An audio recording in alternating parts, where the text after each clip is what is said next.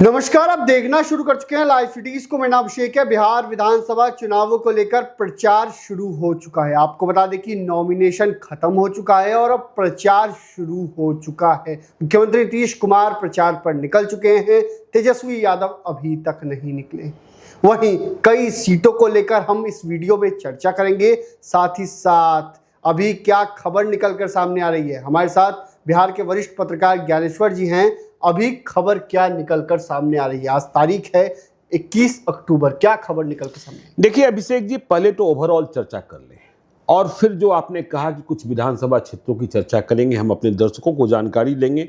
तो पालीगंज विधानसभा क्षेत्र के बारे में बताएंगे, जहानाबाद विधानसभा क्षेत्र के बारे में बताएंगे, बेलागंज विधानसभा क्षेत्र के बारे में बताएंगे, सुगौली के बारे में बताएंगे और गोविंदपुर के बारे में बताएंगे। देखिए आपने बिल्कुल ठीक कहा, जब ओवरऑल की बात कर रहे हैं कि नीतीश कुमार दीपावली के अगले ही दिन बिहार के चुनावी दौरे पर निकले और वह मुजफ्फरपुर गए। उन्होंने 2 जनसभाओं को संबोधित किया, लेकिन यह बात नोटिस की गई कि शब्दों का जो टावर ठीक है ना, वह समय समय पर छूट रहा है। इसलिए नीतीश कुमार भटक जा रहे हैं शब्दों से। उम्मीदवार का नाम गलत लिया।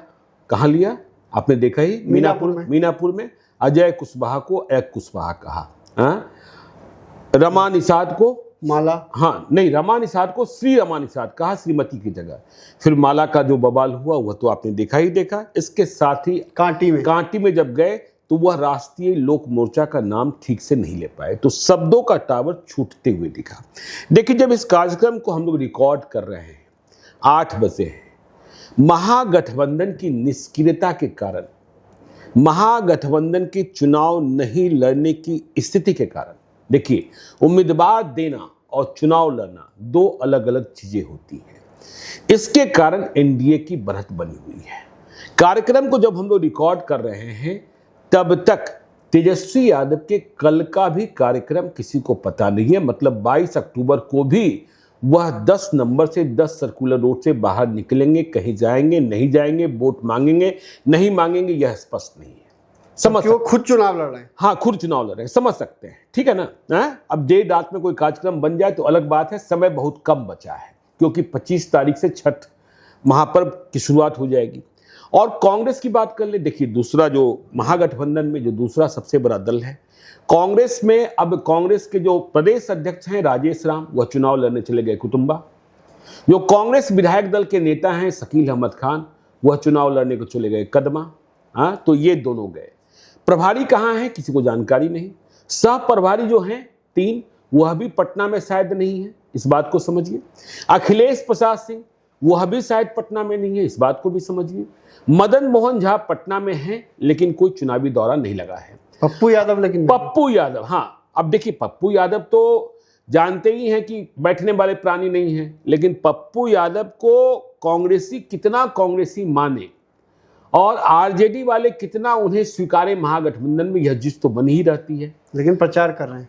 हाँ, प्रचार कर रहे हैं, ठीक है, प्रचार कर रहे हैं, लेकिन महागठबंधन में एकजुटता नहीं। मुकेश सहनी मुंह फुलाए बैठे हैं। तो महागठबंधन की बारात में सभी फुफ्फा बनकर बैठे हैं, ठीक है ना, सभी फुफ्फा बनकर बैठे हैं और कोई ऐसा बाबा मिल नहीं रहा है जो सबको एक साथ कर दे, ठीक है। 23 तारीख को प्रेस कॉन्फ्रेंस होगी नहीं होगी किसी को पता नहीं, ठीक है। माले को बहुत जरूरत नहीं होती है स्टार प्रचारकों की। तो ये सारी स्थिति परिस्थिति, अब देखिए प्रशांत किशोर सक्रिय हो गए हैं।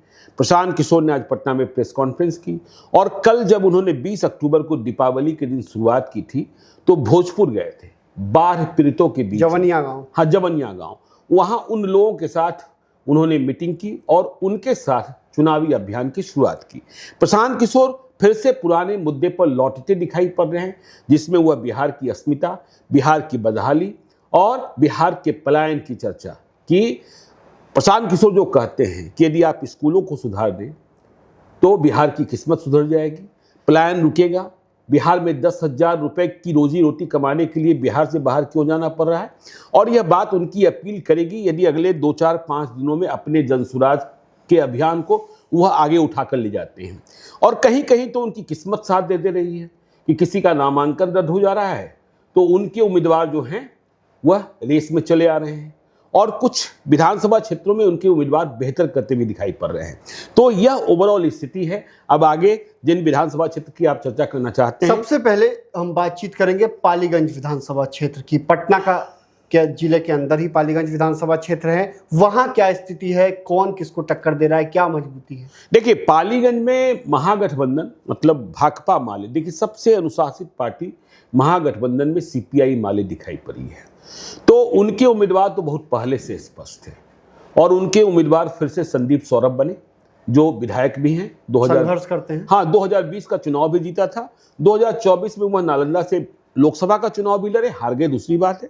माले के हार्डकोर हैं। तो संदीप सौरभ की तैयारी, अब देखिए पालीगंज से जब मैं फीडबैक ले रहा था तो संदीप सौरभ से व्यक्तिगत लोगों की बहुत शिकायतें नहीं है, व्यक्तिगत, हाँ, लेकिन संदीप सौरभ के एक भाई हैं, उनसे लोगों की शिकायतें हैं कि वह क्या करते हैं, यह करते हैं, वह करते हैं, इसकी शिकायतें वहां हैं। लेकिन चुनाव के समय, विधानसभा चुनाव के समय इस बात की उम्मीद थी लोगों को कि वहां एनडीए से उम्मीदवार होगा जेडीयू से, मतलब नीतीश कुमार की पार्टी से। और नीतीश कुमार की पार्टी से दो लोगों की चर्चा सबसे तेज थी, या तीन लोगों की चर्चा कर सकते हैं कि सबसे तेज थी। जयवर्धन यादव जो 2020 में हार गए थे, राम लखन सिंह यादव, शेरे बिहार के पोते, और फिर नंद किशोर कुशवाहा को लड़ाया जाना था, और एक विश्वास महिला, ठीक है ना। लेकिन इन तीनों को टिकट नहीं मिला। सीट शेयरिंग का जो गणित फंसा, उसमें यह सीट चली गई एलजेपीआर के खाते में। और पटना के नए यादव जी बनाए गए एनडीए चिराग पासवान। तो चिराग पासवान ने उम्मीदवार बनाया सुनील यादव को। सुनील यादव को पालीगंज से चुनाव नहीं लड़ना था। सुनील यादव पालीगंज से चुनाव लड़े थे 2020 में, तब जेल के भीतर थे, ठीक है ना। उन्हें चुनाव लड़ना था अरवल से, बालू के कारोबारी हैं। तो देखिए सुनील यादव जब मैदान में आए तो एलजेपीआर की कोई वहां पकड़ बहुत नहीं है। तो खबर ये मिल रही है कि जेडीयू वाले और बीजेपी वाले निष्क्रिय हो गए, घर बैठ गए। और सुनील यादव का जो नेचर सिग्नेचर है वह थोड़े दूसरे किस्म का है। ऐसे में वोटों की जो लामबंदी है, वोटों का जुटान है, वह कठिन हो रहा है। काफी कठिन है कि बीजेपी जेडीयू वाले बैठ जाएं तब हाँ, कैसे? हाँ, तो काफी कठिन है। जिस मिजाज के लिए वह जाने जाते हैं, जिस तेवर के लिए वह जाने जाते हैं।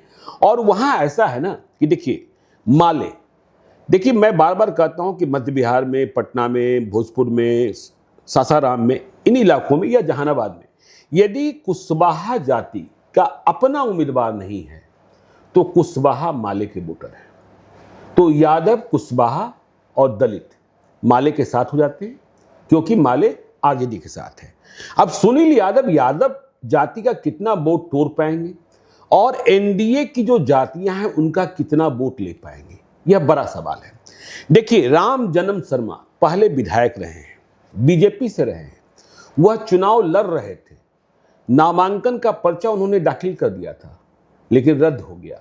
राम जन्म शर्मा चुनाव लड़ रहे होते तो सुनील यादव को बहुत बड़ा नुकसान पहुंचा देते।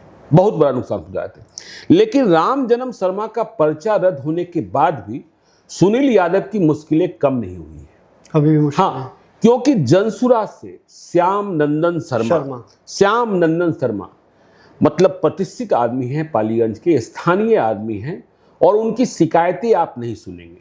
प्रशांत किशोर के उम्मीदवार हैं और साफ सुथरे हैं, सक्रिय रहते हैं और लंबे अरसे से सक्रिय हैं। एनडीए के वोट बैंक पर डेंट लगा। हाँ, तो एनडीए का जो वोट बैंक, जिसमें सवर्ण जातियां हैं या फिर जो जेडीयू और बीजेपी से निष्क्रिय हुए हैं, वह श्याम नंदन शर्मा की ओर अभी जाते हुए दिखाई पड़ रहे हैं। लेकिन जब एनडीए का कैंपेन आगे बढ़ेगा, जेडीयू बीजेपी का कैंपेन आगे बढ़ेगा, चिराग पासवान पहुंचेंगे, तब देखने की बात होगी कि यहां सुनील यादव कितने मुकाबले में आ पाए, क्योंकि यह तैयारी कर रहे थे अरवल से, अंतिम समय में इन्हें भेजा गया पालीगंज। लेकिन माल जाल की बात करें तो संदीप सौरभ से बहुत ज्यादा खर्चा करने की स्थिति में है। इसलिए यदि वोटों की खरीद बिक्री होगी तो उसमें सुनील यादव भारी पड़ेंगे। तो यह खबर है पालीगंज की। पालीगंज की अगली सीट हम बात करेंगे जहानाबाद सीट की। जहानाबाद में क्या चर्चा है, क्या? देखिए, जहानाबाद में सबसे ज्यादा परेशानी में जेडीयू के ही उम्मीदवार है। जेडीयू के उम्मीदवार? जेडीयू के उम्मीदवार हैं, एनडीए के। देखिए, अब कहिएगा क्यों? अभी जहानाबाद में 3 भूमिहार आपस में लड़ते दिखाई पड़ रहे हैं। और ये 3 कौन हैं? ये 3 हैं, देखिए, राजद ने उम्मीदवार किसे बनाया? जगदीश शर्मा, एक कद्दावर नेता, लेकिन घोषित छुड़वा दिया गया जगदीश शर्मा से, जगदीश शर्मा के बेटे राहुल शर्मा को। तो राहुल शर्मा राजद के उम्मीदवार बन गए हैं, राजद का वोट बैंक। लेकिन जहानाबाद में यह टीस है कि यादव की सीट छीनी गई। यादव की सीट? हाँ, यादव की सीट छीनी गई। सुदय यादव को बेटिकट किया गया, लेकिन हाँ, सुदय यादव कुर्था भेज दिए गए। कुर्था में 30 ये है कि डांगी की सीट छीनी गई, तो डांगी का टिकट टेकारी में दे दिया गया, हाँ, अजय कुमार डांगी को आरजेडी की ओर से। और देखिए, अब यहाँ और कौन है? अब यहाँ देखिए, एक निर्दलीय हैं जो हिंदुस्तानी अवाम मोर्चा से, हम पार्टी से चुनाव लड़ने की मजबूत तैयारी कर रहे थे, रितेश कुमार उर्फ चुन्नू शर्मा। लंबे समय से पॉपुलर हैं, मखदुमपुर से रिश्ता नाता। और वहां जो यूथ है, पहले तो राहुल शर्मा की तैयारी नहीं थी ना, राहुल शर्मा की तैयारी नहीं थी, घोसी में तैयारी थी। तो चुन्नू शर्मा लगातार, तो चुन्नू शर्मा की बात चल रही है, राहुल शर्मा की बात चल रही है, और जन सुराज के अभिराम शर्मा की बात चल रही है। पुराने लोग हैं, पुरानी पहचान है, और लोग तुलना कर रहे हैं कि किनके नामांकन में कितनी भीड़ थी, मतलब इन तीनों के नामांकन में। अब देखिए, हमने कहा कि सबसे ज्यादा परेशानी में जो जेडीयू के प्रत्याशी हैं, एनडीए के प्रत्याशी हैं, चंदेश्वर प्रसाद चंद्रवंशी। वे 2019 में किसी तरीके से जहानाबाद से चुनाव जीत गए थे, सांसद बन गए थे।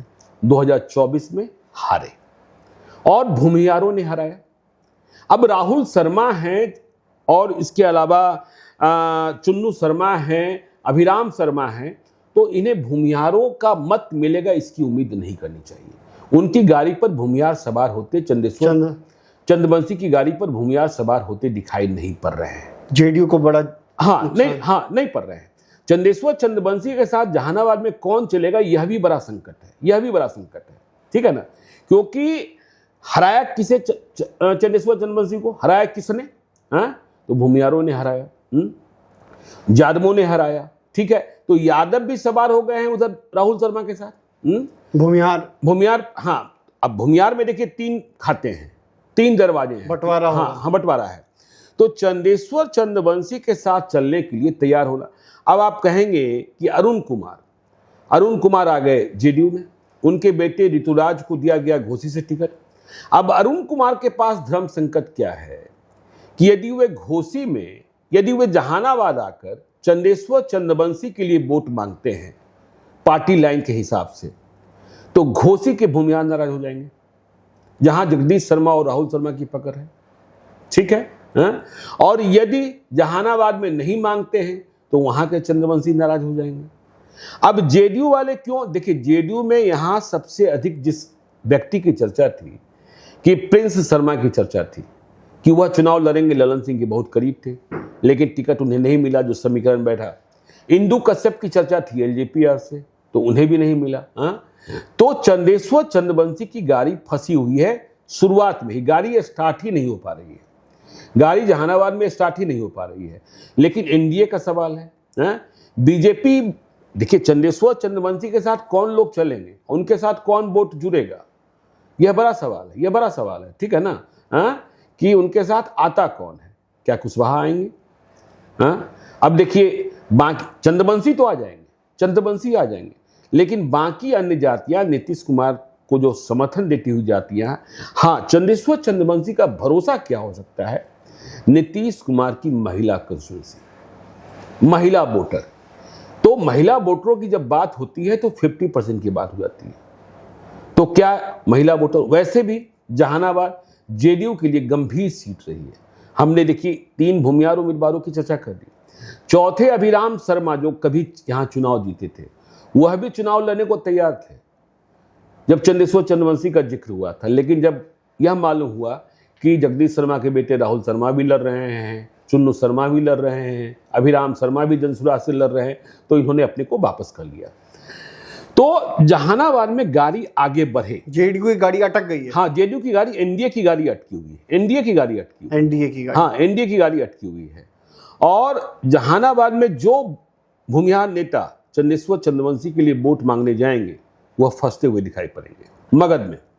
देखिए अब वह स्थिति भी नहीं रहे कि लोकसभा चुनाव याद कीजिए, भोला शर्मा, उमेश शर्मा एलियस भोला शर्मा, जो एरिस्टो फार्मा के मैनेजिंग डायरेक्टर हैं, किंग महेंद्र के छोटे भाई, वह गए थे।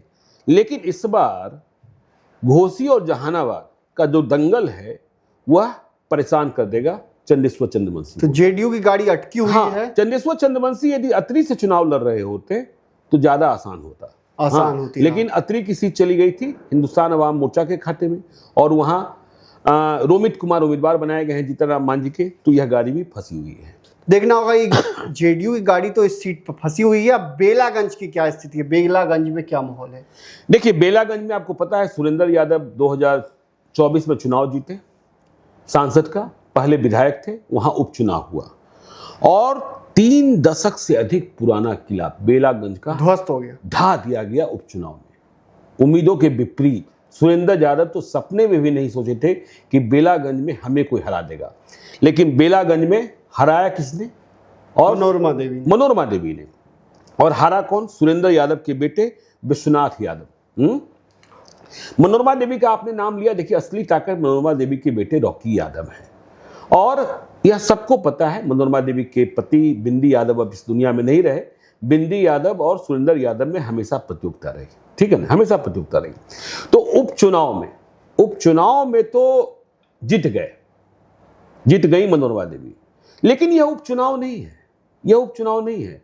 और उपचुनाव में जीत की वजह जनसुराज पार्टी भी थी, मनोरमा देवी, हाँ, क्योंकि मोहम्मद अमजद ने वहां उतना वोट ले आया था और समीकरण, हाँ ठीक है ना। और भूमिहार भी कुछ मुड़ गए थे, झुक गए थे, भूमिहारों में कंफ्यूजन था, वोटिंग परसेंटेज वैसे भी भूमिहारों का कम होता है। तो और सबसे बड़ी बात थी कि संपूर्ण बिहार सरकार की ताकत बेलागंज में लगी हुई थी। वह सड़कें बन रही थी, वह काम हो रहे थे जिनके लिए निविदा भी नहीं हुई थी। चुनाव की कमान अशोक चौधरी ने संभाल रखी थी। तो अब यह आम चुनाव है 243 विधानसभा क्षेत्रों में, तो उतनी ताकत अब मनोरमा देवी को नहीं मिलनी है। और सुरेंद्र यादव चूंकि 3 दशक से, तो उन्हें यह पता चल गया कि राहु केतु कौन कौन था, कहां कहां कील कांटे थे, ठीक है ना। लेकिन रॉकी यादव ने भी जमीन बनाने की कोशिश की है। तो कील कांटे और जमीन बनाना दोनों में देखिए लड़ाई होगी। सुरेंद्र यादव उस चुनाव में माल कुछ कम खर्च कर रहे थे, उन्हें लग रहा था बेलागंज में कौन हराएगा। हम तो जीतते आ रहे हैं। रॉकी यादव खुले तौर पर खर्च कर रहे थे, खुले हाथ से खर्च कर रहे थे। तो इस बार सुरेंद्र यादव भी अपनी इज्जत बचाने के लिए, बेटे को विधायक बनाने के लिए सब कुछ दांव पर लगा देंगे, सब कुछ दांव पर लगा देंगे। और रॉकी यादव को फिर से, रॉकी यादव को पता है कि मनोरमा देवी इस बार विधायक हैं, आगे राजनीति तो उन्हें ही करनी है, इसी बार उन्हें राजनीति करना था, लेकिन अब कई कारण हो गए। और देखिए यहाँ जनसुराज ने उम्मीदवार बनाया है मोहम्मद शहाबुद्दीन को। तो देखना होगा कि 2 यादवों और मोहम्मद शहाबुद्दीन, जो सुरेंद्र यादव का वोट बैंक है, जो आरजेडी का वोट बैंक है, माई मुसलमान और यादव, अब उसमें आ गए मोहम्मद शहाबुद्दीन। पिछली बार की तरह डेंट हो, हाँ, मोहम्मद अमजद थे और वहाँ के मुसलमान। देखिए पिछली बार आपको याद होगा कि ओसामा साहब को भी ले जाया गया था, ओसामा साहब शहाबुद्दीन के बेटे को बेलागंज, लेकिन वह जाकर भी कोई मदद नहीं दिला पाए, जीत दिलाना। हाँ, तो मोहम्मद शहाबुद्दीन। लेकिन देखना यह है कि प्रशांत किशोर का जो कैंपेन है आगे आने वाले दिनों में किस तरीके से उठता है और किस तरीके से वह जनसुराज को आगे ले जाते हैं। नहीं तो फिर आमने सामने की लड़ाई होगी, मोहम्मद शहाबुद्दीन को कम वोट मिलेंगे और कम वोट मोहम्मद शहाबुद्दीन को मिला, मुसलमानों ने भी साथ नहीं दिया, तब यह लड़ाई और तीखी हो जाएगी।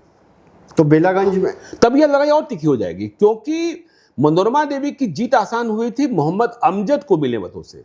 सुरेंद्र यादव का दिल्ली में वह बाइट याद कीजिए, जब पत्रकार ने सवाल पूछा था कि बेलागंज की हार में क्या आप जनसुराज की भूमिका मानते हैं, तो उन्होंने कहा था कि हाँ, जनसुराज के कारण ही मैं हार गया था, जनसुराज के कारण ही मैं हार गया था। तो यह बेलागंज की स्थिति है। तो बेलागंज की स्थिति तो यह है, लेकिन सुगौली सीट, सुगौली क्योंकि सबसे चर्चित सीट है आज की, ये सबसे चर्चित सीट है, दिन भर सुर्खियों में रही, क्योंकि यहाँ से जो महागठबंधन के प्रत्याशी थे उनका नॉमिनेशन ही रद्द हो गया। देखिए, सुगौली में तो तेजस्वी यादव को ही धोखा हो गया। देखिए, तेजस्वी यादव, मुकेश सहनी पता नहीं किसको धोखा देने की कोशिश कर रहे थे। दोनों ने एक साथ सिंबल दिया था, दोनों ने एक साथ सिंबल दिया था। और जिन्हें देखिए, पहले क्या हुआ, सुगौली की सीट पहले वीआईपी के खाते में दी गई। इसका मतलब तेजस्वी यादव इंजीनियर शशिभूषण सिंह को टिकट नहीं देना चाहते थे, जो जीते हुए आरजेडी के विधायक, उनकी कहानियां बहुत हैं, ठीक है ना। तो उनको टिकट नहीं देना चाहते थे, लेकिन बाद में क्या हुआ क्या नहीं हुआ, भीतर की बात है, मुझे नहीं पता। हुआ कि अब सीट तो दे दिए हैं वीआईपी को, तो मुकेश सहनी से ही दिला देते हैं। तो मुकेश सहनी से सिंबल दिला दिया गया, और सिंबल देते वक्त आपने सही कहा कि दोनों ने मिलकर तस्वीरें खिंचवाई। पहली तस्वीर, पहला उम्मीदवार था महागठबंधन में, जिसकी दोनों एक साथ, हाँ, दो मतलब आरजेडी और वीआईपी सुप्रीमो दोनों तस्वीर साथ खिंचा रहे थे। अब देखिए, ये इंजीनियर भी हैं, शशिभूषण सिंह भी हैं, पहले भी विधायक रहे हैं, इनके एक और रिश्तेदार विधायक हैं, बीजेपी से मंत्री भी हैं, लेकिन ये इतने बड़े मूर्ख, इतने बड़े बेवकूफ, इतने बड़े और क्या क्या कह दे निकले कि इनको ये भी नहीं पता था कि एक विधायक को नामांकन का पर्चा भरने के लिए 10 प्रस्तावकों की जरूरत होती है। यह भी नहीं पता था, यह सामान्य आदमी को पता होता है, निर्दलीय प्रत्याशी को भी पता। हाँ, और जो नामांकन का पर्चा होता है उसमें लिखा होता है। और ये इतने बड़े मूर्ख, इतने बड़े बेवकूफ, पढ़े लिखे होने के बाद भी हम अंगूठा छाप कहेंगे, हाँ, ये एक प्रस्तावक का दस्तखत कराए, एक प्रस्तावक का दस्तखत कराए, और नामांकन का पर्चा हो गया रद्द, नामांकन का पर्चा हो गया रद्द। तो अब कहानी खत्म, बाजी मार ली। अब कहानी खत्म। बाजी किसने मारी? एलजेपीआर ने, चिराग पासवान की पार्टी ने। देखिए, जो एक झटका लगा मरहौरा में, जहां मरहौरा में जितेंद्र कुमार राय आगे हो गए आरजेडी के, चूंकि सीमा सिंह का नामांकन रद्द हो गया, वहां भी लड़ाई हो गई जनसुराज से। तो सुगौली में वीआईपी का नामांकन का पर्चा रद्द हुआ महागठबंधन का, तो अब बबलू गुप्ता जो उम्मीदवार हैं एलजेपीआर के, वह स्वाभाविक तौर पर आगे हो गए। लेकिन लड़ाई जनसुराज, लड़ाई अब जनसुराज से। हमने कहा ना, बहुत जगहों पर किस्मत भी साथ दे रही है प्रशांत किशोर की। अजय झा है, देखिए, शशिभूषण सिंह को जब उम्मीदवार बनाया गया था तो इसका आशय वहां राजपूत भी, ठीक है ना, इस, और जब प्रशांत किशोर ने अजय झा को बनाया, उस इलाके में ब्राह्मण भी है, तो इसका मतलब वहां ब्राह्मण भी। तो अब लड़ाई होगी बबलू गुप्ता बनाम उनमें अजय झा में। तो सुगौली की स्थिति ये है, हाँ, सुगौली की स्थिति ये है। अब गोविंदपुर की बात कर ले, गोविंदपुर में क्या माहौल है? देखिए, गोविंदपुर में मुसलमान, केवल मुसलमान की बात मत कीजिए। देखिए, नवादा में मोहम्मद कामरान, मतलब गोविंदपुर विधानसभा क्षेत्र, तेजस्वी यादव ने टिकट काट दिया, क्योंकि पति पत्नी दोनों को टिकट देना था। कौशल यादव और उनकी पत्नी पूर्णिमा यादव को, कौशल यादव को नवादा से दिया गया और पूर्णिमा यादव को गोविंदपुर से दिया गया। उसी पूर्णिमा यादव को, जिसे मोहम्मद कामरान ने 2020 में 33,000 या 36,000 मतों से हराया था। देखिए, मोहम्मद कामरान इतने पॉपुलर होंगे, मुझे इस बात की जानकारी नहीं थी। हमने वो वीडियो देखा था जब वह लोगों से फैसला करने के लिए अपील करने पहुंचे थे। उन्होंने तो यह कहा था अपने लोगों से कि तेजस्वी यादव मुझे टिकट न दे, तब भी आप लोग तेजस्वी यादव के साथ रहिएगा। इसके बाद लोग रोने लगे थे, और फिर फैसला हुआ था कि आप निर्दलीय लड़िए। और हमने कल देखा कि निर्दलीय उम्मीदवार के तौर पर जब वह नामांकन भरने को जा रहे थे, तब भी कितनी भीड़ थी, कितनी भीड़ थी। वो वीडियो वायरल है। तो सेंटिमेंट जुड़ गया है, सेंटिमेंट जुड़ गया है। कई सीटों पर सेंटिमेंट से। देखिए, हमारे कई रिश्तेदार हैं उस इलाके में, ठीक है। मैं दीपावली के दिन उन्हें फ़ोन करता हूँ, दीपावली की शुभकामनाएं। हाँ, दीपावली की शुभकामनाएं। और यह तो आप भी जानते हैं, लोग भी जानते हैं कि न मैं यादव हूँ न मैं मुसलमान हूँ। जो मेरी जाति है उस जाति के लोग एनडीए के समर्थक होते हैं। हाँ, मैं किसी पार्टी का नहीं हूं, ठीक है ना। मैंने तो कई बार चुनावों में नोटा को वोट दिया है, ठीक है ना। तो हमने अपने रिश्तेदारों से बातचीत की, तो बातचीत में गोविंदपुर का जिक्र निकल आया। तो किसी एक रिश्तेदार ने, जो बहुत गंभीर है, उन्होंने कहा कि आज हम लोग रो रहे हैं, रो रहे हैं। हमने कहा आपको रोने की क्या जरूरत है, आपको रोने की क्या जरूरत है, आप लोग तो एनडीए वाले हैं, आप लोग तो एनडीए वाले हैं। तो उन्होंने कहा नहीं नहीं नहीं नहीं, नहीं। कामरान बहुत अच्छा इंसान था, बहुत अच्छा इंसान है। तो हमने कहा कि इतना पॉपुलर? उन्होंने कहा हाँ। तो हमने कहा कि अच्छा, इसका मतलब कामरान फाइट में रहेंगे, क्योंकि विनीता मेहता को एलजेपीआर ने प्रत्याशी बनाया है। तो उन्होंने कहा हाँ बिल्कुल रहेंगे। तो हमने कहा कामरान का टिकट कटने से खुश कौन है? तो उन्होंने कहा कि यादव खुश है, क्योंकि कौशल यादव की पत्नी को टिकट मिला है। तो कामरान की ऐसी पॉपुलैरिटी, और जब लोग यह कहें कि हम रो रहे हैं, तो आपको याद होगा पूर्णिया का लोकसभा चुनाव, पप्पू यादव, प्रणाम पूर्णिया। और जब तेजस्वी यादव ने यह कह दिया था कि बीमा भारती को वोट न देने से बेहतर है उसको वोट दे देना, मतलब पप्पू यादव को नहीं देना, एनडीए को वोट दे देना, तो इसके बाद क्या ज्वार वहां, क्या आंधी और तूफान वहां पैदा हो गया था। और पप्पू यादव कैसे चुनाव जीते थे? संतोष कुशवाहा से मुकाबला हुआ था और राजद की उम्मीदवार बीमा भारती की जमानत जब्त हो गई थी। राजद ने पूरी सीट। हाँ, हम ये नहीं कह रहे कि मोहम्मद कामरान चुनाव जीत रहे हैं, हम ये नहीं कह रहे कि पूर्णिमा यादव चुनाव जीत रही हैं, हम यह भी नहीं कह रहे कि विनीता मेहता चुनाव जीत रही हैं, लेकिन एक सहानुभूति वहां पैदा हो गई है।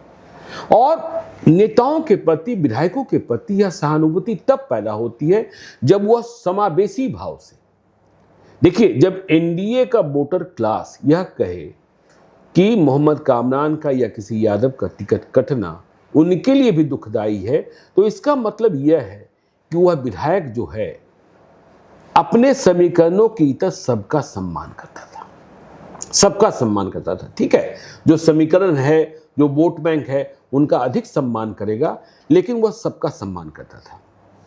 तो गोविंदपुर की लड़ाई बहुत दिलचस्प। राजवल्लभ यादव का भी साथ मिलेगा? नहीं, राजवल्लभ यादव का साथ कैसे मिलेगा? राजवल्लभ यादव यदि साथ देंगे, अब देखिए राजवल्लभ यादव जेडीयू के हैं, अब राजवल्लभ यादव जेडीयू के हैं, विभा देवी जेडीयू के प्रत्याशी हैं, वह एनडीए के हिस्सा हैं, लेकिन जिताने में नहीं, देखिए कैसे, तब तो फिर राजवल्लभ यादव गलत करेंगे, भीतरघात करेंगे।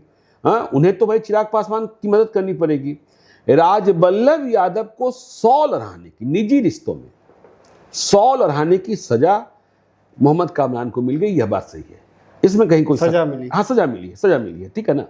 और इस बात का अफसोस भी मुसलमानों को है कि मोहम्मद कामरान का आपने टिकट काट दिया, जबकि पटना में, नालंदा में, नवादा में, शेखपुरा में अकेला वही मुसलमान। तो आपको ध्यान रखना होगा और कभी चर्चा कीजिएगा। देखिए, महुआ में